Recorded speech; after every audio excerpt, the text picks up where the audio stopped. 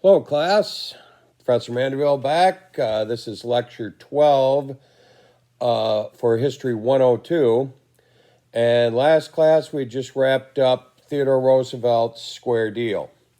So we're still covering the progressive era, and we'll get into some more of Roosevelt's stay in the White House. But we want to kind of shift topics in the beginning of this lecture to race relations that have been occurring especially at the end of the 19th century, early 20th century. Now, one thing, we skipped some of this. This was contained in earlier chapters, but we skipped it so we could cover it together all as sort of one unit here. And what I want to first start talking about today is a landmark Supreme Court decision that was rendered by the court in 1896, and that's the famous Plessy versus Ferguson decision.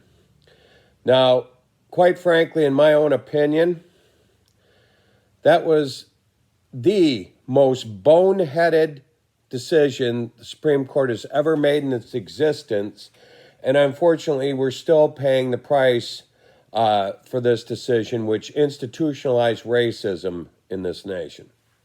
Now, the facts behind the case, in the state of Louisiana, they had a state law in the 1890s that segregated railroad cars. So there were all black railroad cars for only black passengers, all white railroad cars, and it was illegal to sit in the wrong railroad car based on your race. This was challenged.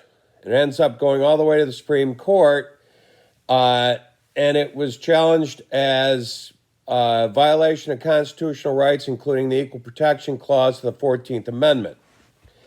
Now, the Supreme Court made a decision that the Louisiana state law was perfectly constitutional, and that the federal government had no power to intervene and tell the states what they wanted to do as far as separation of the races. And this decision, which allowed and basically opened the door to government-sanctioned segregation throughout the South and into the North, was extremely misguided. There were, several dissenting opinions, which, some of the justices wondered if their colleagues had crumbled up the Constitution and forgot about what it meant, and it wasn't being equally, applied to all people, which it should. But unfortunately, this ushered in racism, and we know how it went from there. There was segregated everything, all the way down to bathrooms, drinking fountains, seating in theaters, and so forth. And those segregation laws were commonly known as Jim Crow laws. Now, Plessy versus Ferguson helped usher in and augment a movement that had really began in 1877 after the Compromise of 1877, when the radical Republicans foolishly turned the South back over to white Democrats in the South when they sold out to get President Hayes the White House. And we talked about the Compromise of 1877 quite some time ago. The period from 1877 to 1920 in American history is referred to by many historians as Americans' Nader. Nader is spelled Nadir. And what it means is it was a period when racism in America was justified and ultimately institutionalized by this court decision. Also, it was a period when there were prevalent justifications for the old institution of slavery and for the Southern intentions during the Civil War. And this is when most of the statues of Confederate war heroes were erected during this time period as part of this justification. And these are the statues that are in question today by many people as to whether or not they really have a place in the city square or they should all be moved to a museum type setting. So, another horrible aspect of this institutionalization of racism and the government separation of races happens with violence in America. And the period from 1900 to around 1915 was a period when there was a horrendous amount of white mob violence towards black people and the practice of lynching. And during this time period, white mobs murdered more than 1,000 black people just based on racist intent. And there were many different examples of how horrible this was. And one of the most glaring examples of this taking place is an incident that happened in Springfield, Illinois in 1908. Now, in Springfield, there was a race riot in 1908.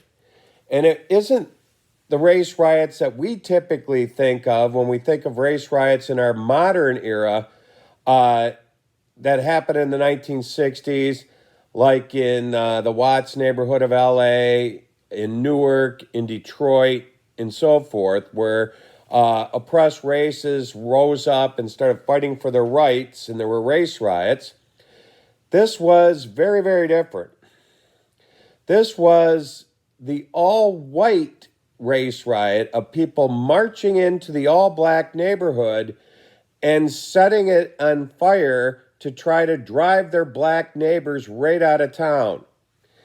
And in this horrible race riot that took place in Springfield, Illinois, in the summer of 1908, at the very end of it, in sort of the culminating moment of it all, two black citizens were lynched by angry white mobs. And unfortunately, one of these individuals was an 84-year-old man.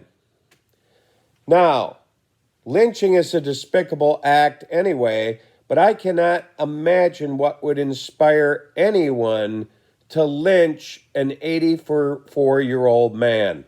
It's just barbaric. Now, word of this spread, this race riot, throughout the country and woke a lot of people up to this violence that was going on. And a lot of people thought it had been mainly contained in the Old South. But Springfield has very important symbolic meanings for a lot of people. And probably what you guys don't realize is Springfield, Illinois, was Abraham Lincoln's adopted hometown. That's where he served in the Illinois state legislature, and that's where he practiced law, and that's also where his tomb is placed in Springfield, Illinois. So it holds the body of the great emancipator, Abraham Lincoln. And when this horrible event took place in the shadow of Lincoln's tomb, this really brought it home to a lot of people who hadn't really considered this to be a problem that was nationwide. So what's going to happen out of all this is a movement is going to rise up trying to make America aware of the horrible racism that's being embedded in our society. And that movement is known as the Niagara Movement. And the Niagara Movement was mainly centered in western New York in the Finger Lakes region, which has always been a place of social reform, dating back to that was a hotbed for abolitionists. It was a hotbed for the women's rights movement where Seneca Falls took place, and it's going to become another hotbed of reform. And what's going to happen here, and what's really going to push it forward as the Niagara Movement, is our old buddy, W.E.B. Du Bois. Remember, he wrote The Souls of Black Folk back in 1903, and this is really becoming pertinent in that time.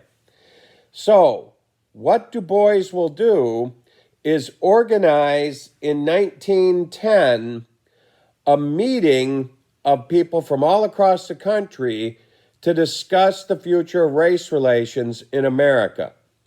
Now, he decides to have this meeting in Niagara Falls because it's in Western New York. He knew a lot of people that would be interested in coming to it would be from Western New York. So he first goes to Niagara Falls, New York, and tries to rent blocks of hotel rooms, a place where they can hold their convention and so forth. And unfortunately, racism was embedded in Niagara Falls, New York, where hotel operators and venue owners and caterers refused to do this for the black man, W.E.B. Du Bois. But Du Bois was not ready to give up. As we know, he was a man of principle and conviction. He will cross the Rainbow Bridge over to Niagara Falls, Canada, and he will rent hotel rooms, a convention center, and make the catering arrangements for the Niagara Convention in Niagara Falls, Canada, because the Canadians just didn't care about the color of his skin. It's kind of ironic that this meeting will even have to take place in another country. Now, this meeting in Niagara will be the birthplace of the NAACP, the National Association for the Advancement of Colored People. And Du Bois will be basically its founding father. And out of the Niagara Convention will come the formation of the NAACP in 1910. And it's also kind of ironic that on the original board of the NAACP, Du Bois is the only black person. All the rest are white progressive reformers, like the famous champion of the poor from Chicago, Jane Addams, and the great progressive reformer from Columbia University educator, John Dewey. Both sat on the original board of the NAACP. So this is an important moment in civil rights history. And in the very next year, another important civil rights organization that still is active and exists today is formed, and that's the National Urban League. And the Urban League obviously concentrated on racial problems in urban areas, and they and the NAACP have been very instrumental from that point forward fighting for equality in America. So, now what we want to do is we want to move back to Theodore Roosevelt's 2 terms in the White House. And the first thing we need to do is elect him as president for the first time. Because remember, his first 3.5 years, he was fulfilling President McKinley's term after his assassination. So in 1904, Roosevelt is going to run outright for the presidency for the first time. And by 1904, many of the things that he's accomplished, including the beginning of the Panama Canal and other major accomplishments, Roosevelt is extremely popular.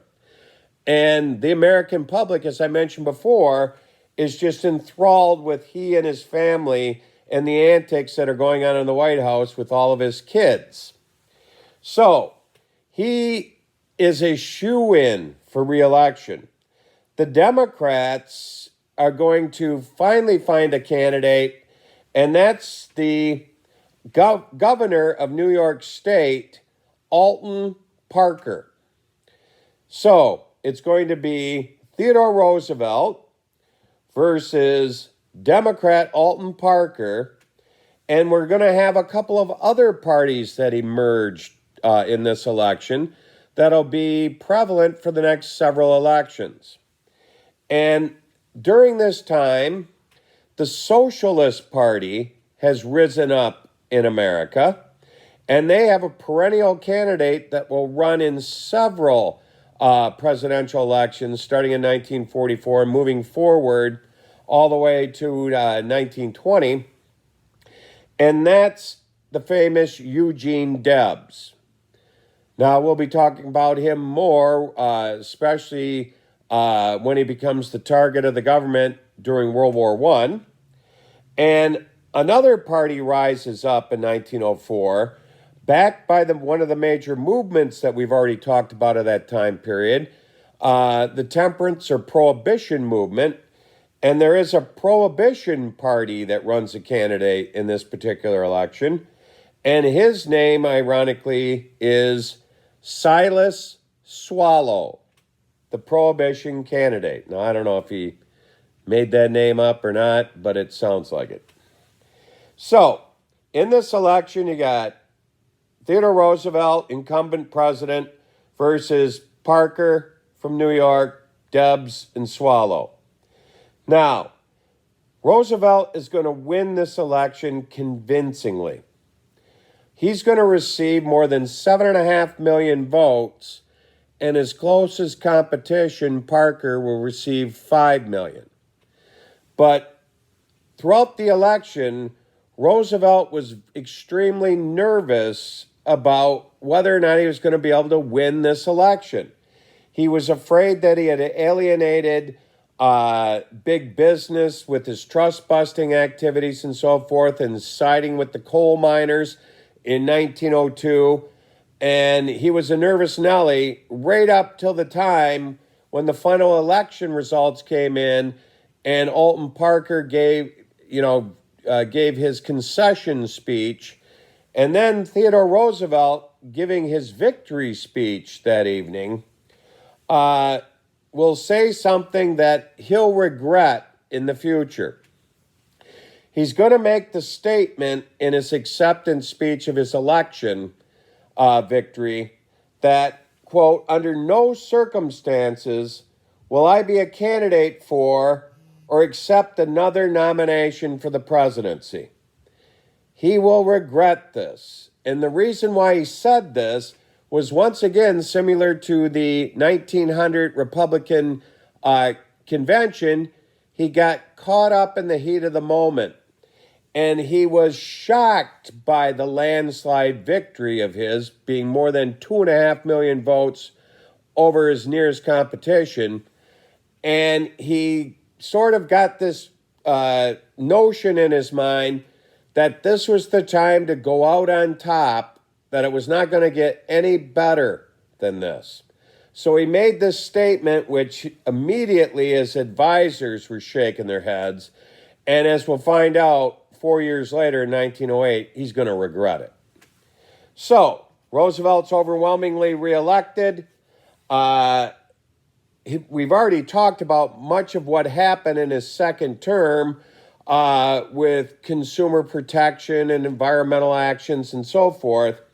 One thing of note that happened in his second term is in 1907, we had another panic.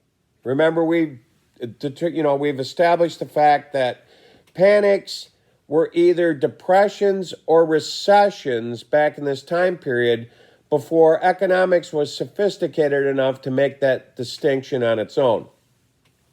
So, this panic is a short-lived, mild recession. Wall Street had a big downturn. There was a run on banks. And this gave Roosevelt's critics an opportunity to criticize his business policies, especially his trust busting. and they blamed it all on Roosevelt's overregulation of business had finally come back to haunt him and the economy, and that we were doomed because of this. But it was a very short-lived recession. Some of his critics even referred to it as the Roosevelt panic, but by 1908, it was a thing of the past. So, today I suppose we would have called it more of a correction on Wall Street than anything else. Now, the election of 1908 rolls around, and because of Roosevelt's statement in 1904, he's not going to run. He's going to stick to his word, even though his advisors are urging him to basically say he made a mistake and run again. But Roosevelt will not go back on his word. And it's pretty obvious, had Roosevelt run again in 1908, he would have won by the same margin or maybe a larger margin, because among the people of the United States, he was still as popular as ever. So, what's going to happen here is Roosevelt is going to select someone to sort of follow in his footsteps. He's going to pick his most trusted cabinet member at the time, an old friend, Secretary of War, William Howard Taft. He will endorse Taft and push Taft forward as his candidate for the Republican Party. The Democrats, for reasons unbeknownst to most anybody, will decide to nominate William Jennings Bryan, the two-time loser. He had lost consecutive elections to William McKinley in 1896 and 1900 to run for an unprecedented third attempt as a Democratic candidate. Why they picked him, nobody still knows today. Eugene Debs will run again, of course, as socialist candidate. The Prohibition Party will nominate a candidate once again on their quest for temperance. And when the votes are counted up, Taft will receive basically the same number of votes that Roosevelt did in the previous election, 7.5 million. William Jennings Bryan will have a better showing than Parker did with 6.4 million, but still that is way shy of Taft's tally. So Taft will be victorious in the election of 1908. So after Taft is sworn in early March of 1909, Theodore Roosevelt will then decide to do some things he's always dreamed of doing in his life and hasn't been able to yet. The first thing he's going to do is go on an African safari. And he's going to go to the continent of Africa, tour the whole continent, go big game hunting, which was a common practice back in this day and age before there were any endangered species, and spend several months exploring and hunting on the continent of Africa. Then, when he finishes that, he and his family will go on a whirlwind tour of Europe and see all the sights there is, he and his wife and 6 children. So that's what Roosevelt will do immediately upon his retirement from the White House. So that wraps up this lecture. Next lecture, we're going to pick up with the presidency of William Howard Taft. So I'll talk to you soon. Take care.